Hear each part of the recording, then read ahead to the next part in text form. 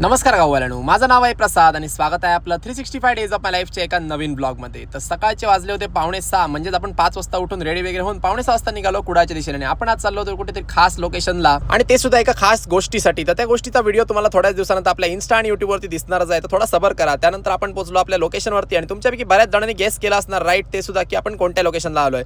तर करेक्ट, आपण पोहोचलोय वालावलच्या तलावावरती आणि सकाळच्या 7 वाजता पूर्णपणे सगळीकडे शांतता होती. मस्तपैकी थंडगार वारा सुटला होता आणि व्ह्यू मात्र इकडचा एकच नंबर होता. अजून काय पाहिजे होतं आपल्याला. मग म्हटलं आता इकडच्या प्रसिद्ध मंदिरात जाऊया आणि आपण येऊन बसलो बाजूलाच असलेल्या वालावलच्या लक्ष्मीनारायण मंदिरात. आणि इकडचं एंट्रन्स बघा, एकदम सुंदर आणि भव्य होता. मन एकदम बघून तृप्तच झालं. आणि देवळाची कलाकृती तर एकच नंबर होती. स्वच्छता देखील खूप चांगली ठेवली होती आणि या देवळात दर्शनासाठी लोक ना खूप लांबून येतात. आणि तुम्ही सुद्धा जर सिंधुदुर्गात येत असाल तर नक्की या देवळाला एकदा व्हिजिट द्या, तुम्हाला पण खूप छान वाटणार. मग त्यानंतर आपला टाइम झाला होता कुडाळला निघायचा, कारण आपले मित्र चालले होते मुंबईला आणि आपल्याला जायचं होतं त्यांना स्टेशनवरती बाय बाय करण्यासाठी. आणि आपण त्यांच्या ट्रेन यायच्या आधी बरोबर 5 मिनिटं आधी पोहोचलो होतो. त्यांना भेटलो आणि या भेटीचा शेवटचा निरोप घेतला. सो फायनली असा